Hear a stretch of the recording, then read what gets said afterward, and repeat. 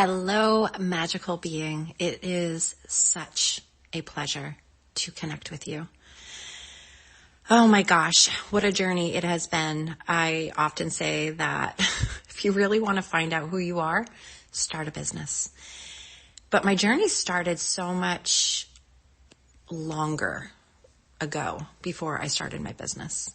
It actually started when I was a child and going into my adolescence. The experiences that I had as an empath and as a psychic. And this was never talked about. There was no verbalization of any type of gifts or skills that I had. I didn't know. I didn't know any of it. I didn't know that I was psychic or empathic. I actually thought that everybody was experiencing life the same way that I was. Although, by the time I was 19, I was diagnosed with PTSD, a panic disorder, generalized anxiety, depression, and then years later, I would also be diagnosed with agoraphobia. I really, really, really struggled in my life experiences. It felt like the world wanted to swallow me up whole. It felt like I was suffocating. And I can remember one day I had to drive someplace, and this is when I was dealing with agoraphobia, which for anybody who doesn't know what that is, this is a very deep fear of leaving. Well, for me, it was leaving my home, leaving my car, leaving a place that would have felt safe, secure for me. And so you can experience agoraphobia in different ways. So all I can really talk about is my truth with, that particular situation. But I remember really feeling like the walls had closed in on me, and there was a place that I had to go. I had to go to the store and pick up some stuff for the house. And just actually having to do something like that was traumatic for my body. My whole body would lock up and my heart would race and my palms would get clammy. I would have a really bad nausea and just pain in my stomach. My whole body would experience a reaction. And it would also feel like I had no control. It felt really impossible. Something as simple as going to the store felt impossible for me. And I could not recognize myself. It was really one of the hardest things I ever went through, because that's not who I had ever been before. I was always extremely sociable and outgoing, ambitious, motivated, very high energy. I love exercising. I love being outside. I love exploring and having adventures. And now, I'm now pretty much this prisoner to my life. I'm confined to my apartment. And I felt like a terrible mother, a terrible wife, all the things. So again, I'm in the car and I'm going down the road and I'm squeezing the driving wheel, the steering wheel. I'm squeezing it so tightly with both of my hands as I'm driving, because my whole body is reacting to the fact that I have to go to the store and pick up a couple of things. And so what I could do was pick up maybe, 3 or 4 things at a time. This is when it was really bad, right? I could not do a full grocery shopping. I could only pick up 3 to 4 things at a time, because I couldn't handle walking through the aisles. I couldn't handle standing in line for a long period of time. So, I had this moment and I started crying because I just felt like I was living the opposite life that I was supposed to be living. That's how it felt. I'm living the opposite life that I'm supposed to be living. Who are you? How did you get here? What the fuck are you doing? How is it that you used to bartend at loud bars, and you had customers who were 5 deep and a band on the stage, and you're running into people that you knew, and everybody's like, oh my God, hi, blah, blah, blah, blah, blah. and it's like this super awesome, high octane, exciting thing. And now I can't even go to the grocery store to get like, dinner. I started crying and I realized I asked myself, I said, Renee, what is it that you want? Like, what do you want? What is the one thing that you want so badly? Like, what are you crying for? Because it felt like I was grieving something that I didn't have anymore, that I used to have, and I need to get it back, and I need to reclaim this for myself. And what the word was, and I can feel it in my body. I can remember what I was looking at. I can remember the part of the road that I was driving on, like what I was passing by when this word popped into my mind. And it was freedom. Freedom. And I started crying even harder. It was like I stopped breathing. My heart stopped. Everything stopped. It was like the world stood still as this word emerged in my consciousness. The one thing that you want to reclaim, that you desire, that you need, like more than fucking oxygen right now, is freedom. And I was like, well, how do you do that? Like, freedom from what? I was married to my best friend.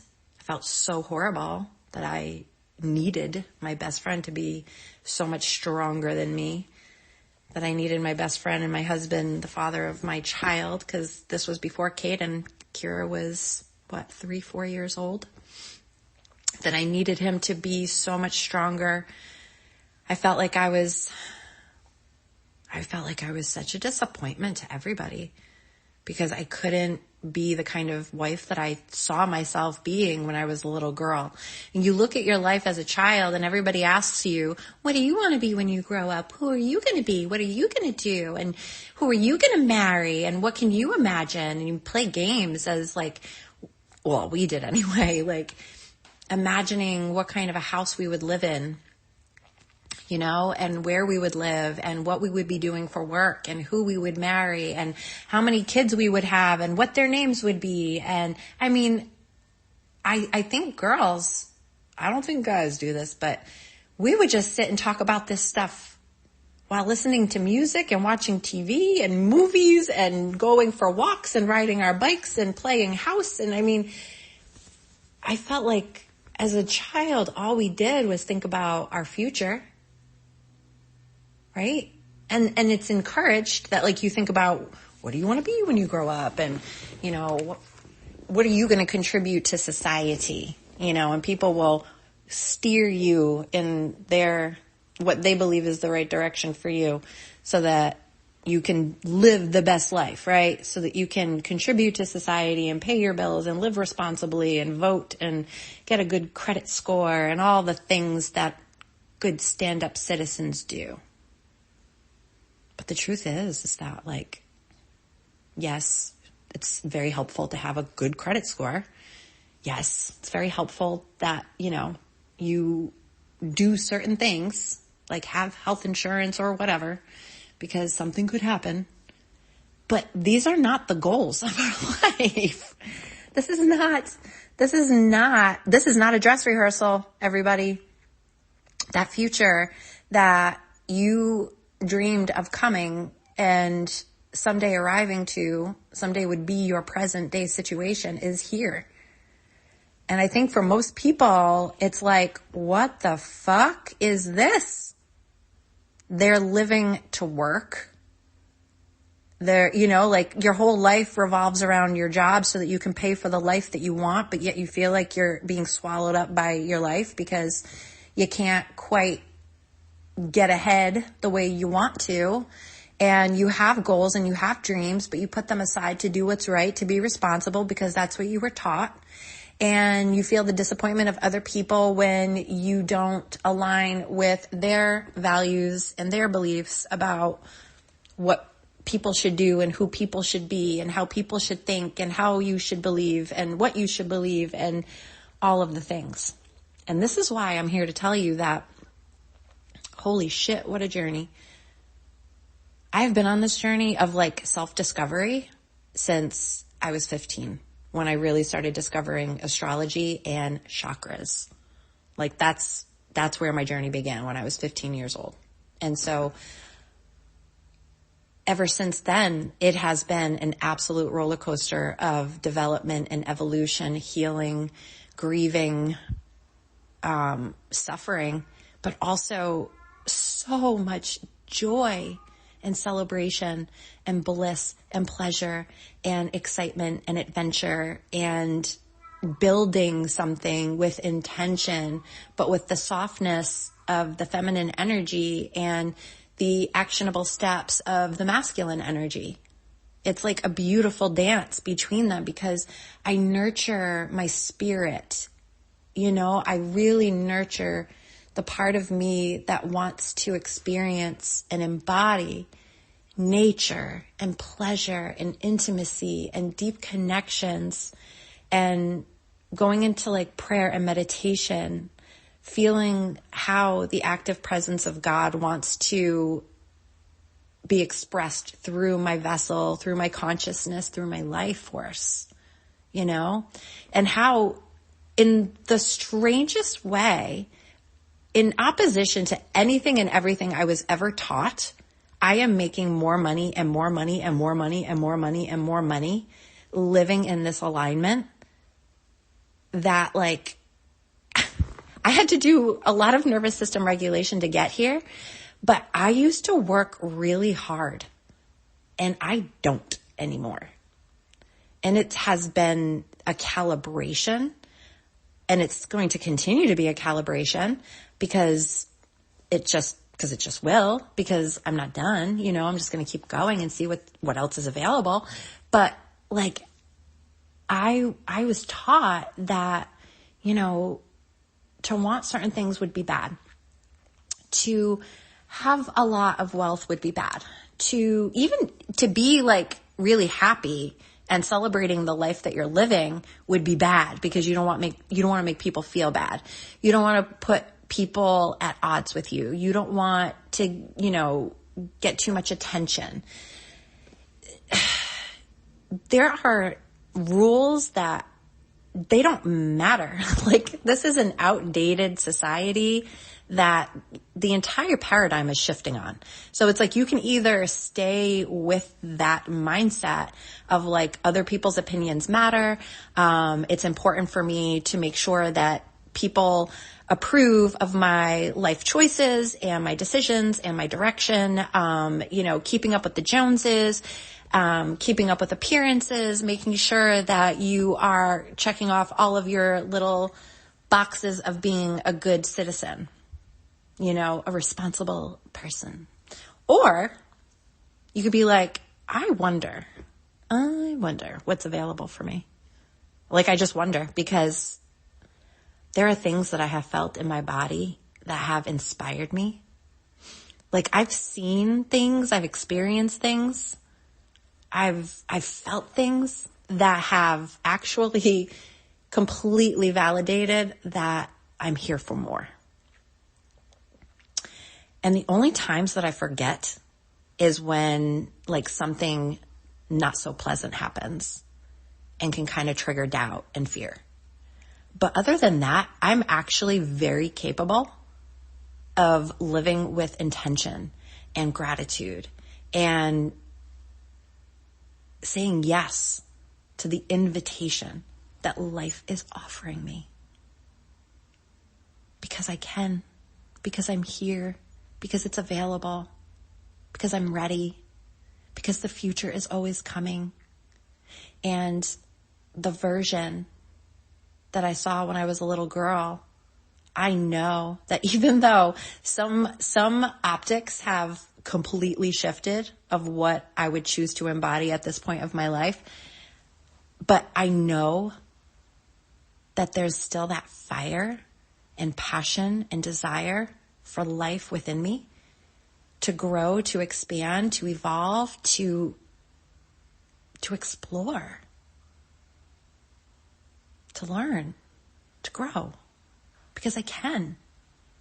And somehow, some way, because of the laws of the universe, this makes me so much more magnetic to receive, to celebrate, to honor, to recognize, to love,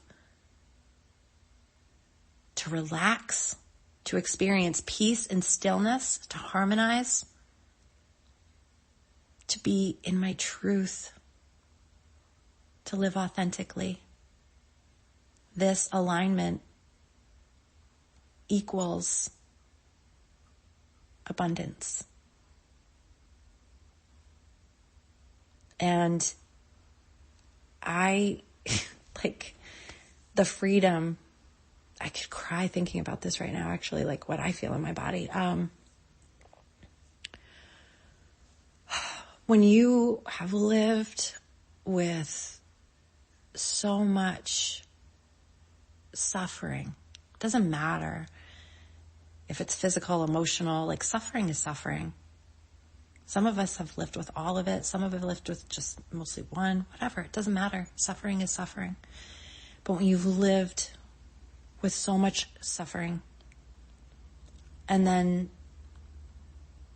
you feel the shame of that also, and then you feel like it means you're not worthy, and you shouldn't want other things because you're being punished because you're not good. And when I got into the unconscious, like into the undercurrent of my own mind, heart, soul, that was the truth that I found sitting there. That was a huge fucking levy to my creative genius, my feminine flow. I'm talking about like the craziest, wildest instinct, intuition, abilities, channeling, like things were trickling through, sure. You know, there were cracks in the levee. There was water coming through. But I had to break that motherfucker down. And some parts of it, yes, I am a warrior. You know, I chipped away at it. I hit it with a sledgehammer. I bulldozed it in some areas, but then there were some areas that I couldn't do that with. They wouldn't budge that way. They were the parts of me that I had to soften, make vulnerable, allow, soften to forgiveness, you know, compassion. And those were the last parts, I will say. It was easier for me to battle because I felt like I had been battling my entire life. Putting on armor is no big deal for me. But sitting, trusting, being patient, allowing, my body had a very sharp reaction to that.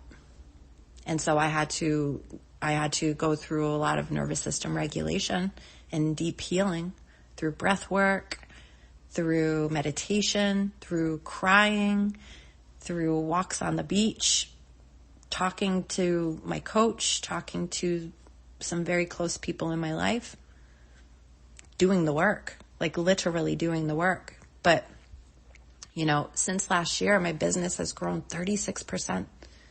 And that's not because I spent more in advertising. It's not because I spent more in marketing.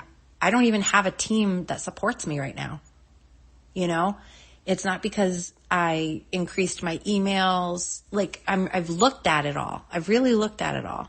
And it's not because I did anything like that much bigger. I have invested in some bigger programs and more high ticket coaching, but that's what's actually just helping align the energy for me. And it's through the coaching and doing my own work that is helping me to make space for these things to show up in my life, you know? And it's a very strange thing to trust when you struggle with trust. It's a very difficult thing to have faith in when you've struggled with your faith. And it's a very difficult thing to take actionable steps towards if you have worked hard towards different goals and they didn't come to fruition. And we've all been there. Every single one of us has been there. Every single one of us has been there. Some of us will quit. Some of us won't. Some of us will keep going. Pick ourselves up. Those are the ones that I want in my world. Because there are times that I've considered just kind of burning it all to the ground. Like, oh, I cannot. Like, I fucking cannot right now. I can't. I just can't. And giving myself the grace, which is my newest tattoo, giving myself the grace to feel the energy that was actually moving through my body. The very sharp, dense emotional energy that was moving through my body that would normally trigger a panic attack. I said, I'm going to give myself permission to just feel what wants to be felt so that I can finally see the other side of this, you know? And so it's a lot of breathing and self-responsibility, but self-love. And really, I guess, you know what's so much fun about this too, though, is that I realized how honest I am as a person, like just how truthful I am, how long I've actually just known these certain truths. And the only reason why I was not honoring them is because as a psychic and empath, I can feel other people's emotions. And so I would bypass my truth, my knowing, to accommodate somebody else's, and also to alleviate my freaking discomfort. We usually think as empaths that we're doing, everybody else the favor by enabling them because we can feel their energy, but we're also trying to alleviate our own suffering because feeling somebody else's disappointment in you sucks. So I don't take that on anymore. I don't take that on. I don't have to. I choose not to. I had to recode a lot of beliefs to, embody the version of myself that I am in right now. But this is freedom. And I wonder how good it can all get. How amazing can it get? I don't know if there's a limit. I don't think there is. Who wants to come? Who wants to find out, right? So it's like, you're here now. Do this for yourself now. Take care of you now. Love yourself now, because the future is always coming. And we could do this every day in this way, staying connected. I would love to be on this journey with you. This has been insane and amazing for me. And I've got so much wisdom to share, so many experiences, so much stuff to help you to grow, to heal, to align, to expand, and to live in a way that you dreamed of as a child. The time is now because you're here and you can. I love you. I wish you the most abundant and beautiful future.